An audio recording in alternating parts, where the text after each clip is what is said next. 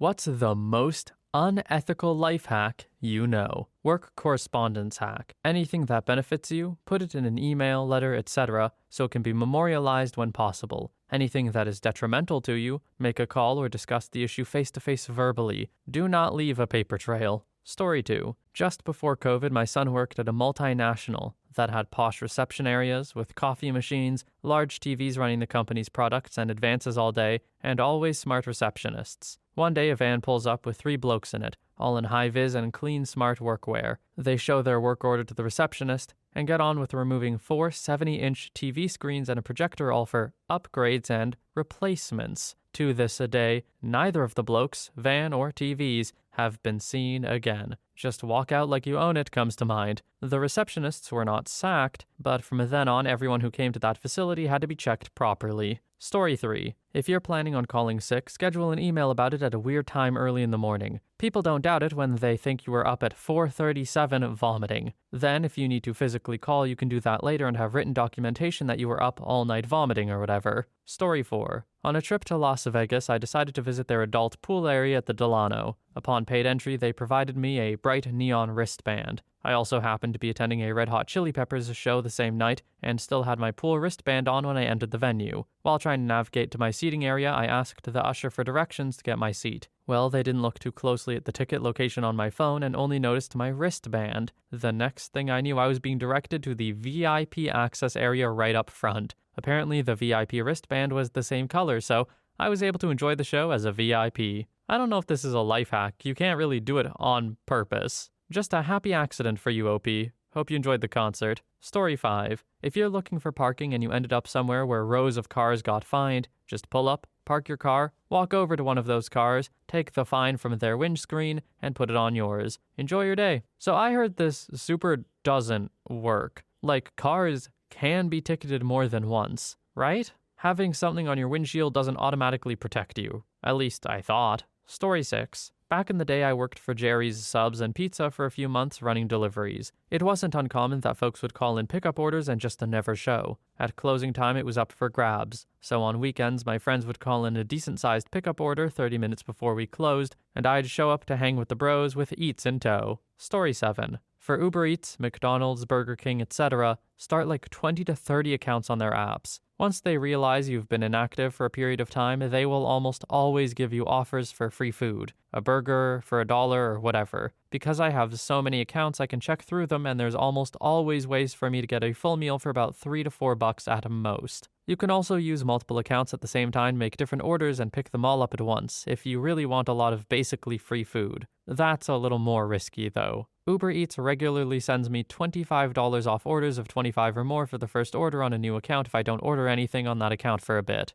Now, you can't use the same card you've used on other accounts, so you have to buy a cheap prepaid every time. If done right, it ends up being like $20 off any order of $25 because of the cost of purchasing the prepaid card. I do this regularly and order exactly $25 of food, which ends up being $5 plus fees plus tip. Generally means I get to order $25 of food from any restaurant for around $15, all fees and tip included, versus the $40 plus it would be normally. Cheaper than going there or picking it up myself. $15 for enough food to feed 3 people and have it delivered is pretty awesome. It takes a few steps, but honestly, not more than just starting a new email address and a quick stop on the way home for a cheap prepaid gift card. For the accounts you've already used your first order deal on, they will still send 40% off 3 orders of $25 or more almost consistently on accounts that haven't been used in a few weeks. I always have one on deck if the girlfriend and I want to order food on the weekend. Story 8. Pretty unethical, but also pretty harmless. If you're ever out and about and forgot your sunglasses, go to any grocery store customer service counter and say,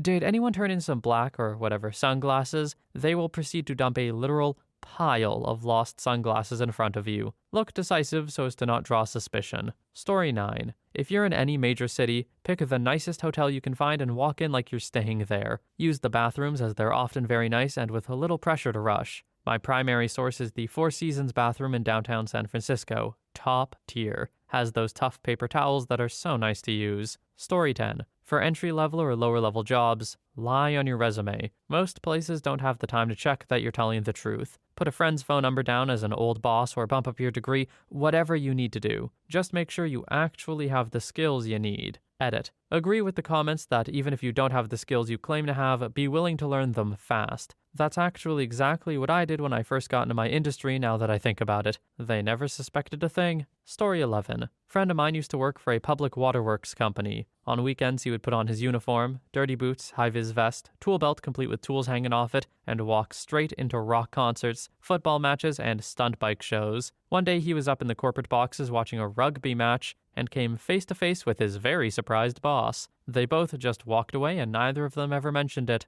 I don't really have anything I would want to use this for, but it feels like I should just have a high-vis vest in preparation for something. Although I'm sure after all these, people are surely more wary of it now, right? Story 12. I worked at a grocery store and saw the same 3 people show up all the time and steal stuff. The manager said that there aren't even recordings for the cameras and they don't care if people steal. So after that, I started treating myself to lunch. Story 13. Think someone is lying, hiding something, or generally knows more than they're letting on? Ask a question, look them in the eyes, and just sit there and listen. Lots of people are uncomfortable with the awkward silence and will talk themselves into a hole. It's not really unethical by itself, but it can be used in unethical ways. This is probably the most ethical, but there are a lot of dark persuasion tricks that people with silver tongues use to get what they want. Story 14. Ladies, if you're having a casual, intimate encounter, tell the guy that no other man has made you finish from oral or whatever it is you want him to do. He'll probably take it as a challenge. When it works, act impressed, like it's the first time it's ever happened.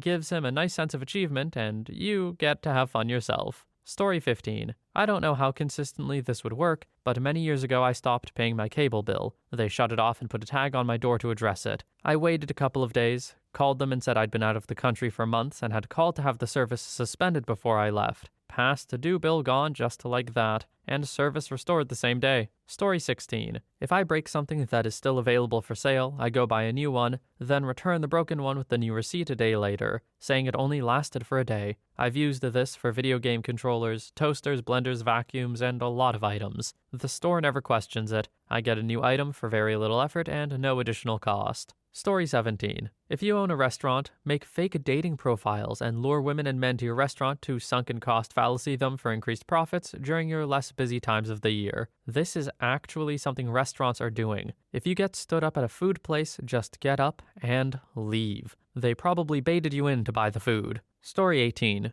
I buy a lot of things on Amazon, and it happened that the delivery status doesn't work. So I got my package in my mailbox, but Amazon sent me a message saying that as my package is late or lost, I can ask for a refund. I did it a few times, so I got some pretty good stuff for free. Story 19. If you're in the middle of a war, it is okay to buy and sell things on the black market. That includes buying and selling things like salt or meat. The black market isn't always about things that are unethical like guns or drugs. Sometimes it can be everyday items. You do you when the world around you is falling apart. Story 20. There's McDelivery in my country, and if you order directly from McDonald's for delivery, you can call them to inform them that the French fries are soggy or that you didn't receive your order. They will resend your order with no questions asked. Ordered a Big Mac with fries? Well, now you've got 2 burgers and fries instead. Story 21. A life hack to make friends as an adult. If you're having trouble making friends as an adult, simply make a fake Tinder profile using girl next door type pictures, and suddenly you'll have a bunch of guys messaging you wanting to get to know you. So you just get to know them right back and eventually set up a date at a nearby pub. Arrive at the pub 15 minutes early and post up in an inconspicuous spot. When the friend arrives, watch them for a bit as the reality that they've been stood up sinks in. Walk over, ask them if they just got stood up, and offer to buy them a drink.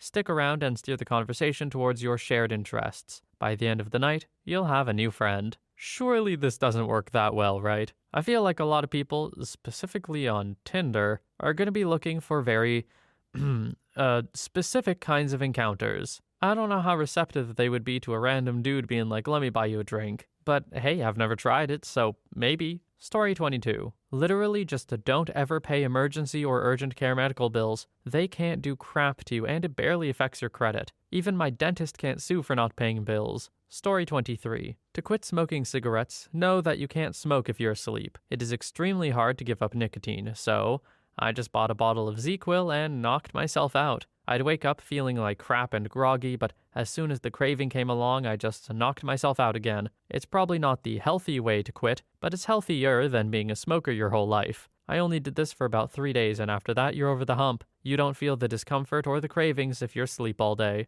I feel like, as a disclaimer, I should say, I do not support this idea. That sounds very not good for you. Not an expert, so couldn't say how, but I do not medically endorse this. Story 24. Marry a higher-earning person in a no-fault divorce jurisdiction. Pressure him or her to buy a house. File for divorce and walk away with half the accumulated marital assets. The precise details will vary from province to province, state to state, or country to country. Story 26. Go to Whole Foods, get some expensive steaks, weigh them as poppy seeds at the self-serve spice station, use self-checkout. Celebrate that you just got some nice steaks for only a few bucks. Story 27. I haven't paid full price for coffee creamer in years. When I run out, I stop at a gas station and fill a 20-ounce cup up with just vanilla creamer and pay 99 cents instead of $4. I'm not sure how unethical it is, but I love this little hustle. Story 28. If you need an umbrella and don't feel like buying one, go to any major theater, movie theater, or large chain restaurant and let them know you lost yours. If they ask what it looks like, you tell them it's a plain black umbrella. 9 times out of 10, they'll hand you one out of their lost and found. It was the #1 thing left behind when I worked at a theater chain, and I've never bought an umbrella since. Story 29. Friend of a friend went to school to become a dentist. Took out loans all the way through to pay for his studies. On graduation, he applied for a whole bunch of credit cards and used them to pay off his dental school loans and declared bankruptcy. He ended up with a black mark on his credit record for 7 years, which was better than decades worth of loan repayments. Story 30. This has been posted in a similar thread about a year ago, but it's so good to not be mentioned again. When you're looking for a job, post a fake ad for a very similar position on Craigslist, so you could check out the resumes of your competition.